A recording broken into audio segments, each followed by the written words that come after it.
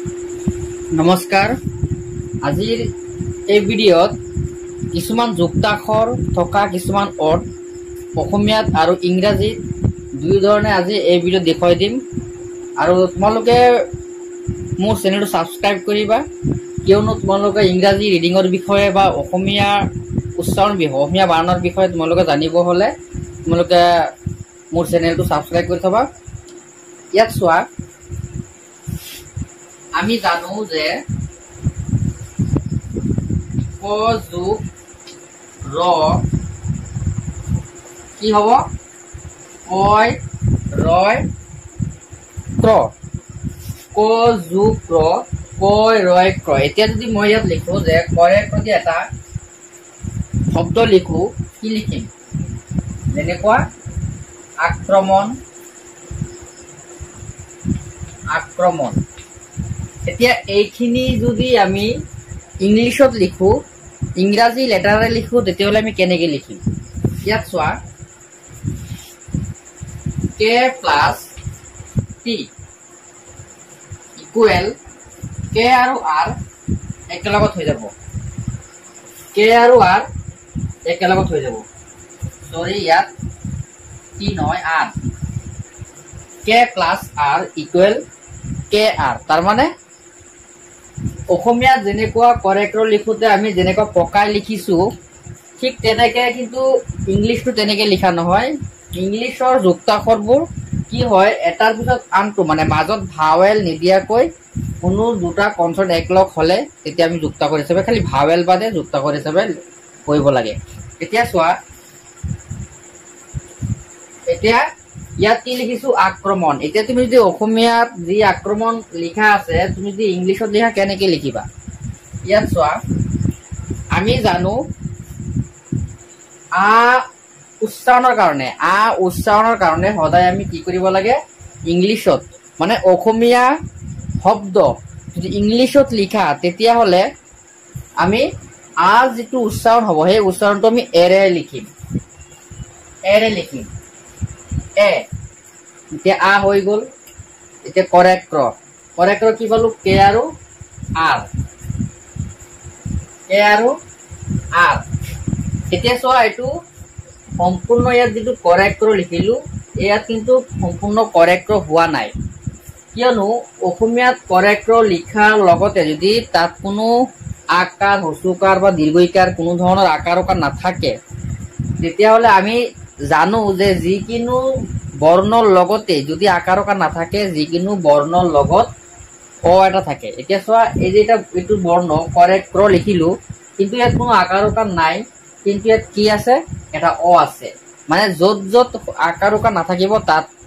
ততে কি হব এটা অ থাকি যায়। ঠিক তেনেকুৱা আমি ইয়াত এটা অ লিখিব লাগিব কিয়নো ইংলিশত কোনো লেটাৰ কোনো অৰ্ডৰত যদি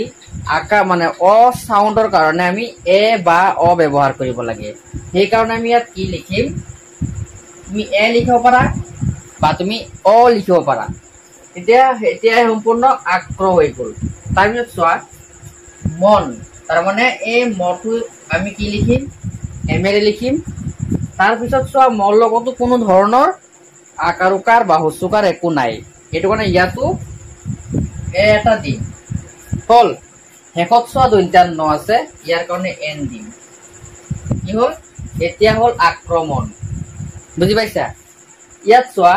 এন দন্ত্যান্নৰ লগত আকাৰ উকাৰ নাই কিন্তু ইয়াত এনৰ পিছত মই কোনো ধৰণৰ এ বা অ বহুৱা নাই কিয় বহুৱা নাই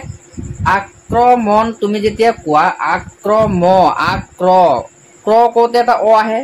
আকৌ ম কওঁতে এটা অ আহে কিন্তু য'ত শেষত যিটো বৰ্ণ আছে সেই বৰ্ণটো যেতিয়া আক্ৰমণ বুলি কলো আৰু আক্ৰমণ এনেকুৱা কোৱা নাই আক্ৰমণ মানে দন্ত্যান্নত গৈ পেলাই আমি তাত ষ্টপ হৈ গৈছো মানে তাৰ পিছত আৰু কোনো ধৰণৰ অ চাউণ্ড ওলোৱা নাই এইটো কাৰণে এনৰ পিছত কোনো ধৰণৰ এ অ নবহে। এতিয়া বুজি পাইছা। ইয়াত চোৱা তেনেকুৱা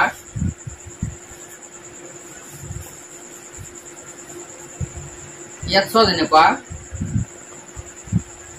দন্ত্যা হ যোগ দন্ত্যা থ কি হব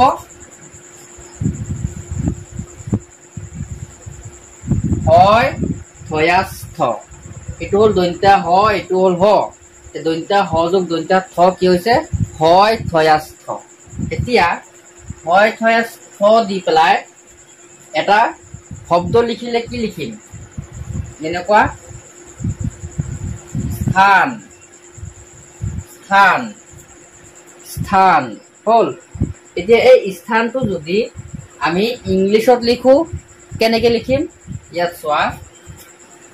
দন্ত্যা হ এতিয়া চোৱা যিকিনো মানে দন্ত্যা হৰে যদি কোনো বৰ্ণ যোগ হৈ এটা যুক্তাক্ষৰ গঠন হয়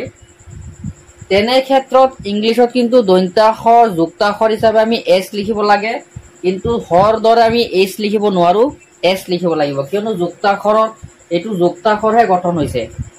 এতিয়া চোৱা ইয়াত হয় দন্ত্যা হ আছে কিন্তু সাউন্ডটো এছৰ দৰে আহিছে এইটো কাৰণে এছ লিখিব লাগিব যেনেকুৱা এছ প্লাছ আৰু চোৱা এটা কথা ইয়াত দন্ত্যা থ আছে আৰু দন্ত্যা থটো ইংলিছত কোনো ধৰণৰ থ নাই আৰু ইংলিছ প্ৰনাউন্সিয়েশ্যনত টি কে থ হিচাপে বা থ হিচাপে ব্যৱহাৰ কৰে কিন্তু অসমীয়া শব্দত ইংলিছত থ লিখিব হলে দন্ত্যা থ লিখিব হলে টি আৰু এইচ ব্যৱহাৰ কৰা হয় এছ প্লাছ টি আকৌ plus H S plus T plus H তেতিয়া আমি ইয়াত লিখিব পাৰিম যে এছ টি এইচ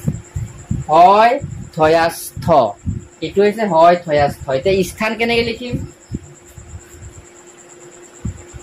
এতিয়া চোৱা এছ টি এইচ তাৰপিছত চোৱা আৰ কাৰণে আকাৰ এনৰ কাৰণে দন্ত্যান্ন স্থান এতিয়া ইয়াত চোৱা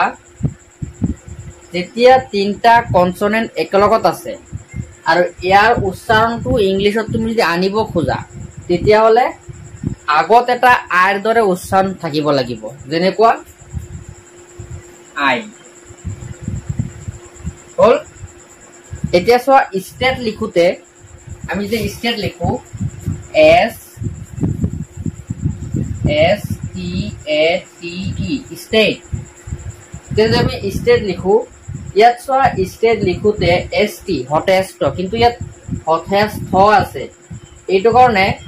ইয়াত এছ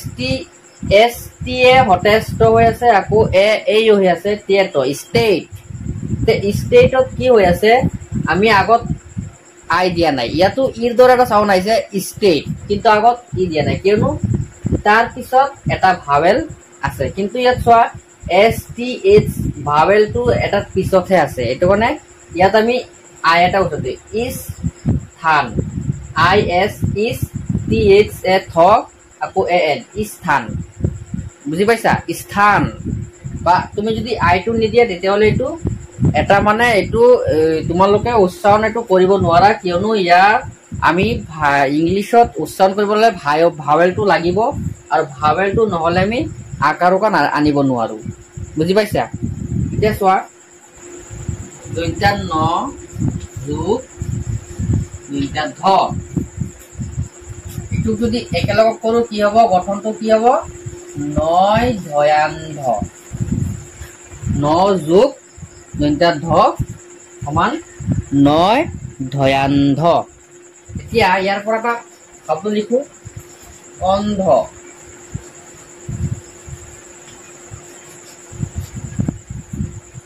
অন্ধ এইটো আমি এতিয়া ইংলিছত লিখিলে কেনেকে লিখিম ইয়াত চোৱা নৰ কাৰণে এন প্লাছ ইয়াত চোৱা যিটো আমি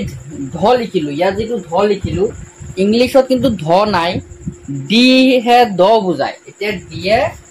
কি হয় তোমাৰ দন্ত্যা দ হৈ যায় এতিয়া ধ বুলি কোনো ধৰণৰ উচ্চাৰণ নাই এতিয়া তোমাৰ ধ উচ্চাৰণ ওলাব লাগে কেনেকে ওলাবা আমি ডিৰ লগত এইচ এটা দি দিলে দন্ত্যা ধৰ দৰে উচ্চাৰণ আহি যাব বুজি পাইছা এইটো কাৰণে ইয়াত N plus D plus H ইয়াত চোৱা এতিয়া কি হৈ যাব NDH এইটো নদেন ধ এতিয়া চোৱা অন্ধ লিখিলে কি কেনেকে লিখিবা প্ৰথমত অ আছে এ দিব পাৰা বা অ দিব পাৰা তাৰপিছত NDH এতিয়া চোৱা অন্ধ হোৱা নাই কিয়নো অন্ধ ধ কোৱাৰ পিছত আৰু এটা অৰ দৰে চাউণ্ড আহিছে বুজি পাইছা ধ মানে ধ অন্ধ এনেকৈ কোৱা নাই নহয় অন্ধ অ এটা চাউণ্ড আহিছে এইটো কাৰণে ইয়াত এটা এ দিব লাগিব বুজি পাইছা অন্ধ গতিকে আজিৰ ভিডিঅ'টো ইমানেই ধন্যবাদ